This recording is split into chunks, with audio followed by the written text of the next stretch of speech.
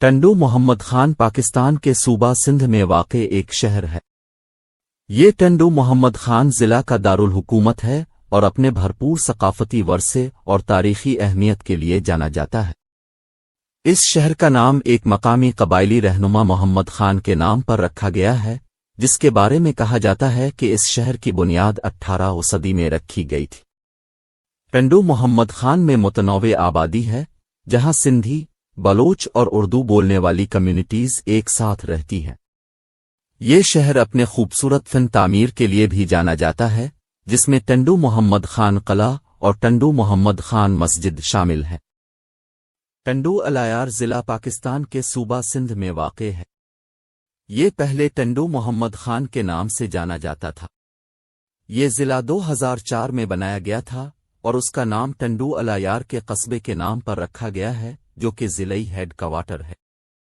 ٹنڈو الایار کی تاریخ وادی سندھ کی تہذیب سے ملتی ہے، جو کہ 2500 قبل مسیح کے آس پاس اس خطے میں موجود تھی۔ یہ خطہ 3 صدی قبل مسیح میں بھی موری سلطنت کا حصہ تھا۔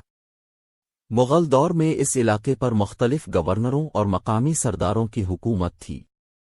19ویں صدی میں انگریزوں نے اس علاقے پر اپنا تسلط قائم کیا اور ایک ریلوے نظام قائم کیا جو ٹنڈو الایار کو باقی سندھ سے ملاتا تھا۔ اس ضلع نے تحریک پاکستان میں بھی اہم کردار ادا کیا۔ بہت سے مقامی رہنماؤں نے آزادی کی جدوجہد میں بڑھ چڑھ کر حصہ لیا۔ 1947 میں تقسیم ہند کے بعد ٹنڈو الایار پاکستان کا حصہ بن گیا۔ آج ضلع کپاس، گنا اور چاول سمیت بڑی فصلوں کے ساتھ اپنی زراعت کے لیے جانا جاتا ہے۔ اس ضلع میں متعدد تاریخی یادگاروں، مقبروں اور مزارات کے ساتھ ایک بھرپور ثقافتی ورثہ بھی ہے، جو ملک بھر سے آنے والوں کو اپنی طرف متوجہ کرتے ہیں۔ مجموعی طور پر ٹنڈو الایار کی ایک بھرپور تاریخ ہے جو ہزاروں سالوں پر محیط ہے، اور یہ آج بھی صوبہ سندھ کا ایک اہم حصہ ہے۔ ٹنڈو الایار ایک ضلع ہے جو پاکستان کے جنوبی صوبہ سندھ میں واقع ہے۔ اس ضلع کی وادی سندھ کی تہذیب سے متعلق ایک بھرپور تاریخ ہے، جو اس علاقے میں 3000 قبل مسیح میں موجود تھی۔ قدیم زمانے میں یہ علاقہ ٹنڈو الایار کے نام سے جانا جاتا تھا، جس کا مطلب سندھی زبان میں اللہ کا شہر ہے۔ یہ تجارت کا ایک اہم مرکز تھا اور اپنی زراعت اور ٹیکسٹائل کی پیداوار کے لیے جانا جاتا تھا۔ مغل دور میں ٹنڈو الایار پر مقامی سرداروں کی حکومت تھی، جو مغل بادشاہوں کو خراج تحسین پیش کرتے تھے۔ یہ قصبہ سیکھنے اور ثقافت کا ایک مرکز بھی تھا۔ اس علاقے میں بہت سے علماء اور شاعر رہتے تھے۔